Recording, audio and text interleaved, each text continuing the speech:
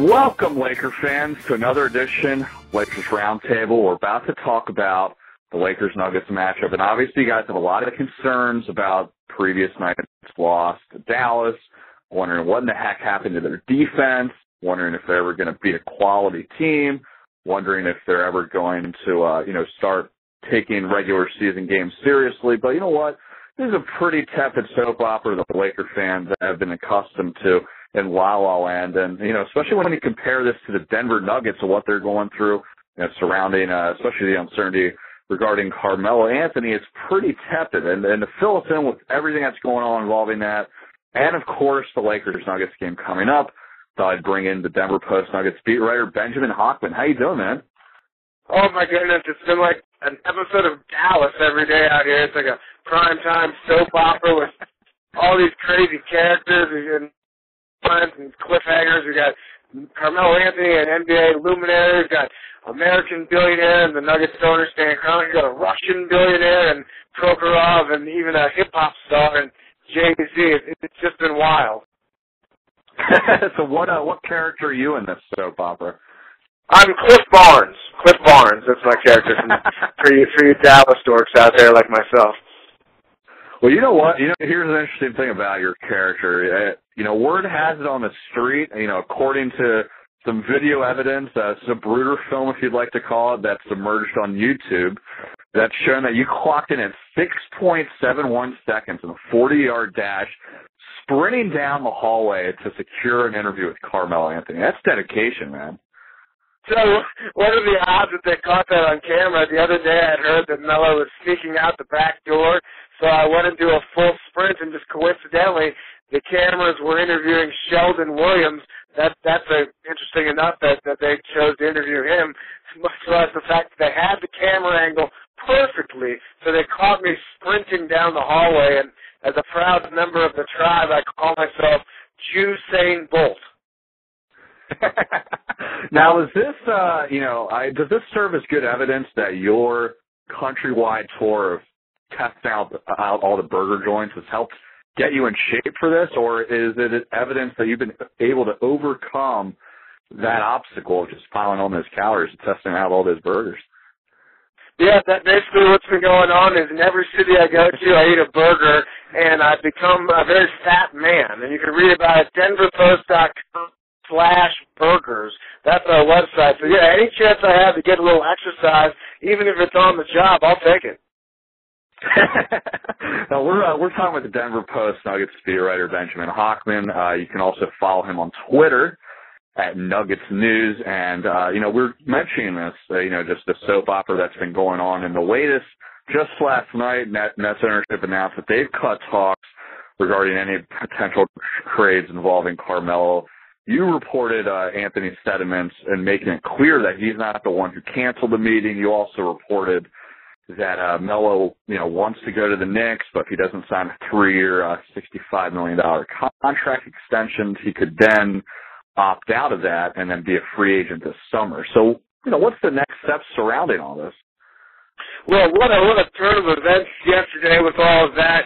I still think, and I might be in the minority on this, I still think there's a possibility that later on, maybe in February, the Nets and Nuggets start talking again and work this thing out and maybe make the big trade. But as of now, the Nuggets are working the phones, talking to all the other teams, notably in the major markets in America, trying to make Melo happy, but also get, most importantly for Denver, the most amount of assets, be it draft picks, young players, and then, of course, salary cap space if the Nuggets can get rid of some of their heftier contracts.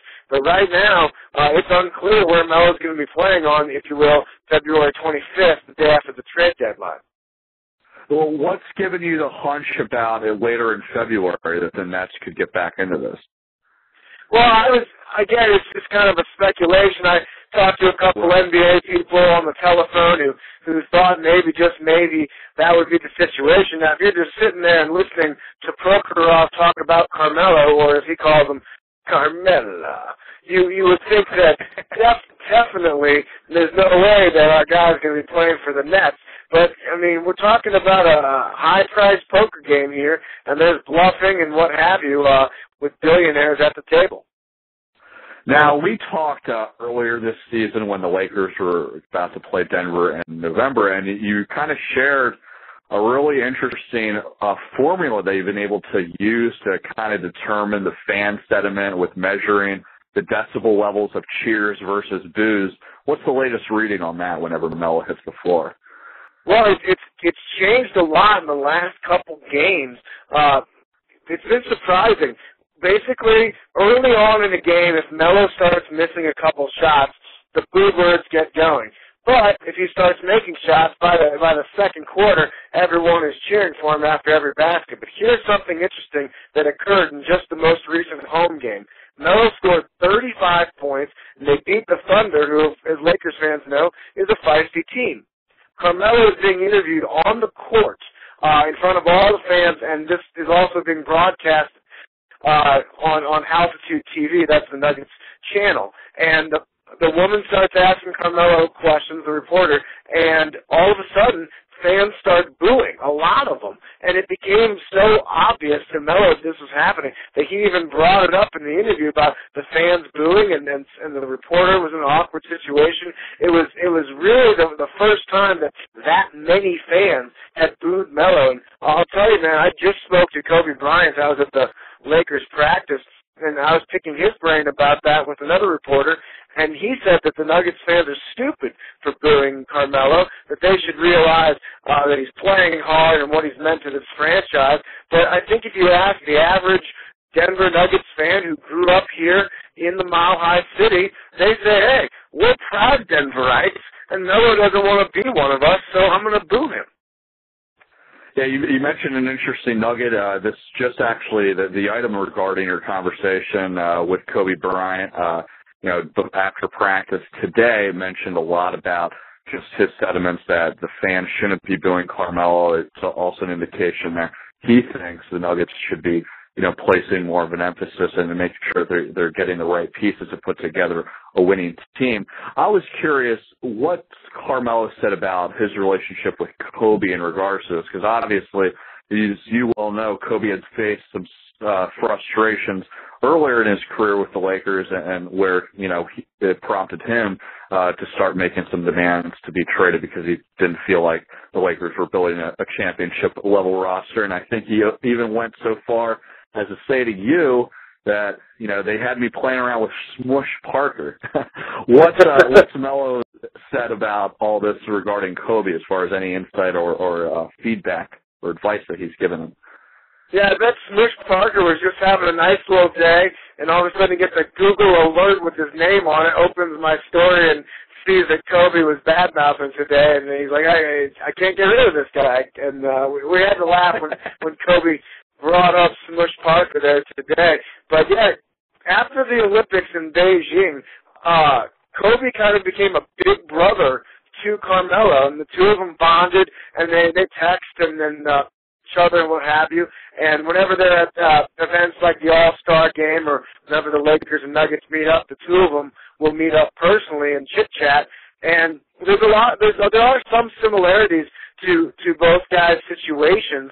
The difference was the Lakers in a big market, and with savvy GM, were able to get one of the best post players of his generation in Pau Gasol, and that made Kobe pretty happy. The Nuggets don't have that luxury. They had an albatross of a contract with Kenyon Martin all those years, even though Kenyon indeed is one of Denver's top players and definitely its best defensive player. The fact is, for the Nuggets to get another A-list player has been very difficult, and Carmelo's been frustrated by all that. And then you gotta put in all the information about Carmelo's business off of the court in regards to music and movies, and his wife, of course, is doing a lot in the entertainment business, and they realize that they can maximize this by being in a major market and not in the suburb of Littleton, Colorado, where they currently live. Now, you've also noted in a story recently how Melo is dealing with this uncertainty, as well as how Chauncey Billups is dealing with this uncertainty regarding the possibility that he might be traded. How are they going through all this? Look, Chauncey Billups is kind of in the victim role here in Denver, and he's a millionaire and will get his millions, and things will be fine in regards to the Bills family bank account. But we can't forget that he's a human being. And we also can't forget that just a few years ago, Chauncey worked out a deal for him to come to Denver. Of course, in that famous Allen Iverson trade, that Chauncey, maybe more than any public figure, embodies the city of Denver and the soul of the city of Denver. I mean, of course, people think of John Elway and such, but when he made his introductory press conference the other day to be an executive for the Broncos, he couldn't even remember that Denver is 5,280 feet above sea level. And that's kind of a number everyone knows, 5,280 here in Denver. I mean, so he's a Denver Bronco, but Chauncey is the city of Denver. So when he heard that he was going to be possibly moved out of the city, out of his childhood team, because another player, be it Carmelo, wanted out of his town, man, it was really emotional for Chauncey Billups, really frustrating. And even though this Nets deal is over, it doesn't mean that Chauncey's not going to be moved at all. So as human to human, I feel a little bad for Chauncey. And obviously, in the backdrop of all this, they're playing some basketball games, including an upcoming matchup against the Lakers. And, you know, they've matched up before. Denver took it 118 to 112, and obviously there's been ebbs and flows throughout the season. But entering the Nuggets game, you know, against the Lakers have some similar issues in terms of their defense. They allowed, obviously, Denver to score 118 points. They've been facing, you know, some poor defensive lapses in their most recent loss to Dallas. When you reflect on that game, what sort of things was Denver able to take advantage of offensively? Well, when you look at that game, it was so early in the season and so much has changed that it's tough to say, let's strictly look at that film and that's going to determine what happens in the big Friday night matchup here in Denver. But Denver's defense on Kobe, notably Aaron Aflalo, he's going to be a major storyline in Friday's game. Aflalo, of course, a Los Angeles guy, played at UCLA, one of my favorite guys in the NBA just because he's a hard worker and a kind human being. But he's a tenacious defender, too. And he, at times, can rattle guys. Can he rattle Kobe Bryant enough to take him out of his game? Well, let's tune in. I'm excited to see it. Now, one thing that's definitely a big difference from the Lakers' end is obviously the return of Andrew Bynum, particularly with him playing the starting lineup. Matchup-wise, how does that change the Nuggets dynamic? Yeah, I mean, when you look at the Lakers front court, if everyone's out there, it's arguably the best in basketball. The Nuggets are struggling. Kenyon Martin, who we talked about earlier, he's coming back from his knee injury and his rehab for his knee. He's only playing in the early 20s in regards to minutes. So he's not going to be out there the whole time. Chris the Birdman Anderson, well, he's not even going to play in the game most likely because of injuries to his knee and his back. He's resting those injuries. So the Nuggets low post, my goodness. Nene, he's been playing pretty well of late. But besides that, the Nuggets are going to have to cross their fingers and hope guys like Al Harrington and Melvin Ely, former Clipper legend, can help the team to a victory. Now, I'm going to piggyback something off that George Karl said recently. He's kind of picking the San Antonio Spurs as the NBA title favorite and presumably the Western Conference favorite. You know, with almost, you know, all the teams going through this midway portion through the season, how do you see the West shaping up? I mean, I really think it's either the Spurs or the Lakers. I can't definitively say that one or the other team is going to win the West. San Antonio, it's an interesting story. I mean, for years and years and years, it was a defensive-minded team. Well, now the Spurs are scoring in high numbers, and they've got a lot of guys clicking, a lot of young players who weren't part of the rotation in the past. Gary Neal, DeJuan Blair, of course. I mean, these guys are key rotation players for the Spurs. It's exciting to watch if you're a basketball aficionado. And the Lakers, with that light switch mentality, if you're a Lakers fan, you have to hope that they keep that thing on. But you wonder if setbacks in December and January will affect the team's focus come April. I'm still confident that the Lakers are going to win the West, but I think it's going to be a heck of a playoff, notably with the Spurs. Well, those are the thoughts of Denver Post Nuggets beat writer Benjamin Hochman. I really appreciate your time, and I'll let you get back to your soap opera here. Always fun, man. Thanks.